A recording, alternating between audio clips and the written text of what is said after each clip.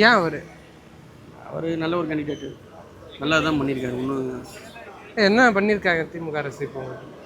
எங்களுக்கு தெரிஞ்சு எங்களுக்கு நல்ல கேண்டிடேட் அவர். ஒன்றும் பிரச்சனை இல்லாத ஆள். ஈஸியாக பார்க்கலாம், பேசலாம், எதையும் கேட்டுக்கலாம். அதனால புதுசாக ஒருத்தர் வராருல, அவருக்கு வாய்ப்பு கொடுக்கலாம்ல? நமக்கு முத்துராஜா